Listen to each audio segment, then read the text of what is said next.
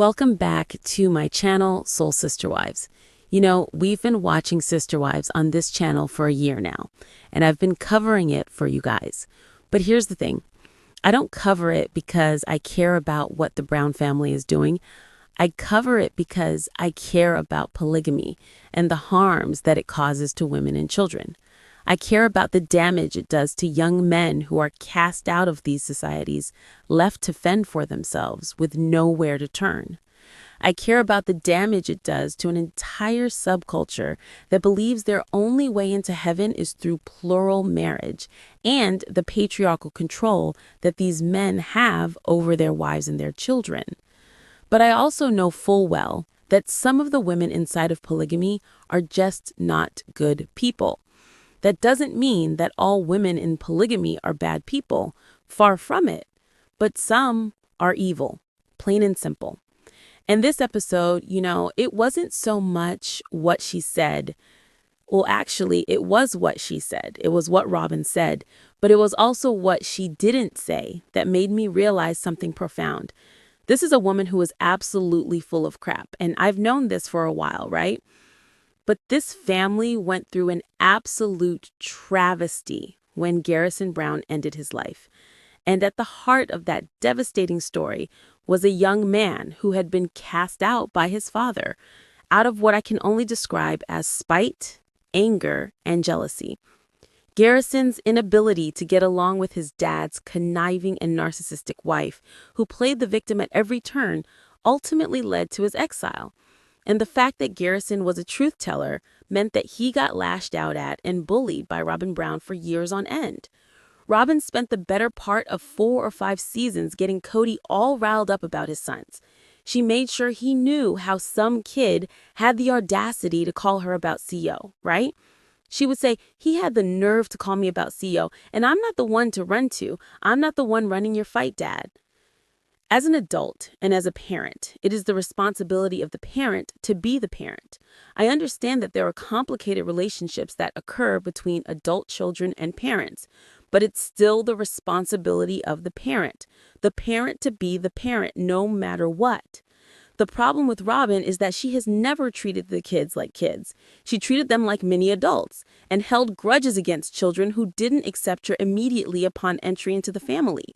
She didn't accept children who struggled with her addition to the family, and she blamed them when they lashed out at her kids. Sure, it's hard to integrate family members. It's incredibly hard to mix families, and when children bully one another or when they get into fights, it creates serious problems. However, generally, when children misbehave like that, it's a symptom of a bigger problem that's going on around them. It could be their own anxiety, the bullying they witness in their own family, or the abuse they're experiencing firsthand. And in the case of Kody's children with Janelle, Christine, and Mary Brown, it had everything to do with the kids obviously seeing what was happening right in front of their eyes. Their dad was moving on and leaving them behind. And they saw the way that he treated Robyn's kids versus how he treated them. The difference was stark and painful. Robyn has spent a lot of her life creating an us versus them dynamic. At first, it was all about Hunter. Hunter was the problem because Hunter didn't accept the fact that Solomon was born. Or maybe it was because Hunter didn't accept that she was his wife now. He said, "You're not my mom," which was the absolute truth. She's not his mom, right? She used relationships with the children as a focal point of her grievances within the family, which is not a normal reaction that adults would choose to make. You can have difficult interactions with children, absolutely. But as an adult, I just don't think it's your place or our place. I'm a mom myself. It's not her place or our place to get mad at a kid for being a kid. If she's truly the great communicator she claims to be, she would have known that the way she was pitting Kody against his kids would have lasting, perhaps irreparable damage on the family. But it was apparent in this episode. During the part of the episode where they were talking about Mykelti moving, Robyn wasn't interviewed once about Mykelti leaving. In fact, she had absolutely zero to say about the topic. There were no sound bites about her thoughts about Mykelti, the woman that she said was her baby. Nothing negative was said about Robyn by Mykelti in this episode. In fact, I don't even think she really brought up Robyn at all. Christine spoke only that Mykelti was moving in part to get away from the drama, which I told you was what Mykelti had said the whole time along. She was tired of being in the middle, caught between warring factions of her own family. Mykelti also said that her relationship with Robyn changed dramatically after the death of Garrison because it became clear by her behavior and the way that she acted. It wasn't how someone would act following such a death. There were inconsistent reactions that didn't make sense. It should have brought people together, and instead, it didn't. It drove them further apart. Robyn wasn't interviewed, or if she was, it wasn't shown. There was zero talk from Robyn about any of this. She did cry tears, though, on this episode. But about what? About Coyote Pass and the money walking out the door. Robyn cried about the thought of selling parcels of land that had sat there for 5 years. They had done nothing with it. They had built nothing. There was no infrastructure whatsoever. It's raw land sitting there unused. She cried about selling raw land as if it were some sacred family heirloom. And it was clear in this episode that it was Robyn and Robyn alone who was holding up the sale of that property. It was her not wanting to let go of whatever fantasy she had in her head about fake polygamy, about what this family could have been. She was crying about the sale of a property, claiming that it was a symbol of the family, even though Robyn later in the same episode also referred to Kody's children not as her kids or their kids, but as his kids. You know, it's odd when you're supposed to be the mother, the stepmother, because legally speaking, she is legally married to Kody. She is legally married to him and has been his legal wife for 10 years now. And she doesn't refer to the kids as her kids or our kids. She views them as others, as outsiders. She separates them from her. They're not their family. It's his family. Do you see that? She's intentionally saying, these are not my kids. I'll show you exactly what I mean. Kody just runs away from wherever he is for the sake of running away, or he builds in excuses for why he needs to move all the time. It can't possibly be because of creditors or that he owes money to the other wives. It can't be any of those practical, real-world things. According to him, it's because he needs to run away from the fact that he got a call about his estranged son's death. I just don't buy that. I don't believe that's why he wants to move. And I'm not trying to be insensitive here. I want to be absolutely clear about this. I don't believe that's why Kody wants to move. I believe Kody wants to move because he owes people money. Kody doesn't like to stay in one place for very long, and he's used to running from creditors and the law. It's a pattern we've seen before. Robyn says that she would consider a new house if it meant that there was a space for their kids, which they already have that space in their house, or if your kids ever want to visit. First of all, there is plenty of space for these family members to visit. They don't need to spend the night with them if they don't want to. But that's the first cue where you hear her say, your kids.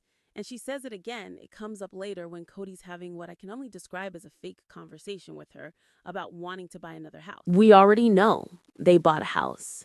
We know it happened. We know that they sold this house they're living in. But they're introducing the idea of it into the show after the fact or during the fact, I'm sure. And it's a fake conversation, clearly scripted or planned. But it's, again, another way where she others the kids, where she separates herself from them emotionally and verbally. When Christine shared about Mykelti's concerns about the family and how where things were today weren't what she had hoped they would be, she had so much hope for the family coming back together, and that the strain between Kody and Robyn and Mykelti had grown significantly. Kody's response was telling. His excuse was trash talking, and from Robyn, there was nothing, absolutely nothing from Robyn. What Kody just said there is so incredibly cruel about his daughter Mykelti. This is a girl who spent her adult life trying her best to foster a relationship with her family, to be a bridge between her mom and dad, and to help her siblings through the split that was tearing them all apart. She put herself in the middle because she had a relationship with Robyn. She didn't have to, but she did. She helped, She wanted to be there for her little sisters who were getting their lives flipped upside down because of what was happening around them. Robyn has nothing to say, but Kody frames this entire situation in the most manipulative way possible. Instead of talking directly about Mykelti, he says that it's about trash talking and innuendo that has eroded trust and loyalty. Robyn, again, there's no response. There's nothing from Robyn. This is about my other kids. This is specifically about Mykelti. He's saying that trash talk and innuendo eroded the loyalty. He is directly saying that Mykelti ruined her relationship with him and Robyn because she was not loyal to them. They treat the family like a hierarchy, not as a bond built on unconditional love. And the only way that you gain access to them and receive love from them is by being loyal to them and to their narrative, to their version of events. He's literally saying, I don't trust you to protect my image anymore. We don't trust you to protect our image anymore. They define their love for Mykelti by her obedience. And now that Mykelti has a voice, even though she barely says anything bad, now it's suddenly a betrayal. It's a little bit ironic that he's actually saying this because just last week on Patreon, Mykelti literally said that the only way you can have a relationship with Kody is if you are obedient and submissive. And if you don't just kiss his butt and tell him exactly what he wants to hear, there's nothing. You can't talk to him about anything real. He doesn't want to hear anything about it. You have to kiss his ass and be obedient. Otherwise, you're cast out, cut off completely. So it explains why for years she was so afraid to say anything negative about him, because she knew that if she did, this is exactly what would happen. But the silence by Robyn here is what really is cruel and vindictive, because Kody's driving the bus over the only girl who actually cared enough to try to fix this and be a mediator between all the warring factions. And Robyn's quietly watching Kody drive the bus right over Mykelti. And it just proves that she will never and has never stood up for any of the children who aren't her own biological kids. Robyn owes the entire public defense that people have given her to Mykelti. She was the only adult who vouched for her for years out of all of the kids. She visited her house regularly. She praised her parenting, including her in the birth of her babies, all while the rest of the family was pulling away and creating distance. Robyn loved loyalty then, and she called it family unity. She celebrated it. And now, when Kody tears down Mykelti on national television, accusing her of gossip and disloyalty, Robyn says nothing, not a single word. There's no defense, no compassion, no attempt to correct him or soften the blow. And it's fair to say that Kody is speaking for both him and Robyn at this moment. To me, it shows that she never cared about Mykelti as a daughter. She cared about her as a prop in her narrative, a supporting character in the story she was telling about what a good stepmother she was. Kody and Robyn used Mykelti as a prop. It's Kody and Robyn choosing their egos over human decency, and their love for her was conditional from the very beginning. It was never altruistic. It was never for the right reasons. It was never in good faith. This is why I think Mykelti is at the place where she's at with Kody. There's this whole I hate Kody train happening, and this is exactly what he does. She watched what he did to her other siblings, and she tried her best to defend it. She even took his side sometimes because she didn't want to be on the receiving end of his wrath. And there's a lot that happens with children in situations like this where they try to be the peacemakers. They want the love and validation from their parents desperately, so they will take the parent's side even when it hurts them to do so. And in this case now, it's kicking her in the butt. And some will say, well, Mykelti should have known better. But I don't know if Mykelti should have known, because Mykelti was taken in by Robyn when she was 12 or 13 years old. That was such a vulnerable time for Mykelti, and Robyn used her for all of those years.